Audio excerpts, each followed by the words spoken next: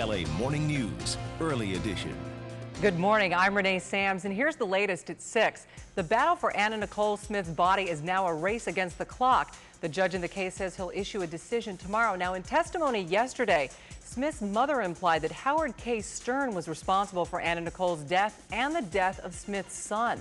A second wrongful death lawsuit has been filed against singer Brandy in connection with a fatal accident. Senator Hillary Clinton will be in Los Angeles today at a number of fundraising events. Meantime, the sparks are flying between Clinton and other leading Democratic presidential hopeful, Barack Obama. House Speaker Nancy Pelosi is lashing out at Vice President Dick Cheney over remarks he made about Iraq. The vice president made his comments during an interview in Tokyo. He criticized Democratic plans to restrict $93 billion in funds for the Iraq war. President Bush has traveled to Chattanooga, Tennessee to promote his health care plan. It would expand health care coverage to millions of people by shifting decisions away from the government and insurance companies and into the hands of individuals. And a new study that claims to show the benefits of medical marijuana has triggered a lawsuit against the federal government. Researchers at UC San Francisco looked at 50 HIV patients. Those who smoked pot were shown to have much less pain than those given placebos. Up next, Jesse Jackson comes to LA to speak to high school students, see how he rallied for peace between blacks and Latinos. Money and consumer news, the Dow Jones lost 48 points, closing at 12,738. The NASDAQ Composite Index gained 5 points, closing at the 2,518 level. And the S&P 500 lost 2 points, closing at 1,457.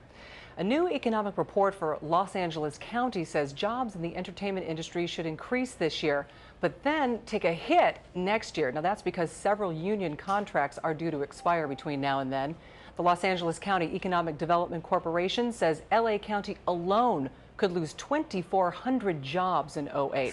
The signal for singular wireless users should be stronger these days. The wireless division of AT&T has reportedly completed a $1.3 billion investment to expand and enhance service in greater Los Angeles. Traffic, congestion, dirty air, too many cars, not enough road. We get it. And how do we deal with it? In 1950, we had 1.7 million registered cars on the road. Today, we've got 10 million vehicles on the same freeways. So, who are these people blocking expansion projects? Where are your tax dollars for transportation improvements really going? And are the truckers willing to get off the road during peak periods?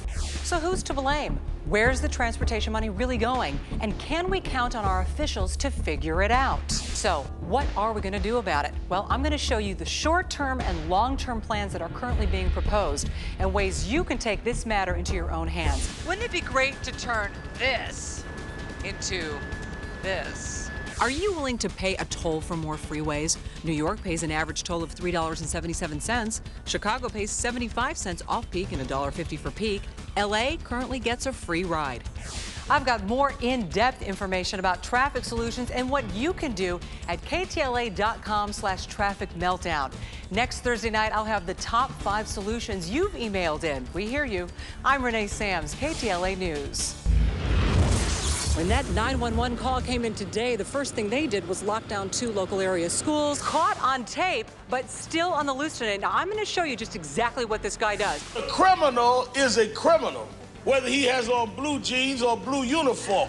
Both Sharpton and Bratton agree they want no drama. I'm Renee Sams with a special report, LA traffic. How did we get into this mess, and what can you do to help fix it? Susan, this is roughly the size of what these guys were throwing at oncoming traffic last night, literally terrorizing drivers. 20 cars involved, 9 sustained major damage. The suspect in his mid-20s, John Martin of Anaheim, is still barricaded in the apartment complex that you see behind me with his 18-month-old baby girl. Renee Sams is in Aruba tonight and joins us now by telephone. Good evening, Renee. How close are we to finding out what happened to Natalie Holloway? Well, Hal, what I can tell you is that at this hour, Aruban authorities are following up on that tip from the groundskeeper who said that he saw the 3 boys at the Aruba Racket Club. Now, along the Aruba Racket Club, there is a pond, a very large pond. And at this hour, Aruban firefighters have been given the order to literally drain that pond dry. Renee Sams is live near the fire lines in Retche Canyon with more on tonight's top story. Renee? That's right, Hal. Not one, but two major fires burning tonight. Now, here at Ritchie Canyon, over 800 acres have burned, 7 structures destroyed, and over 100 people's homes are in danger tonight.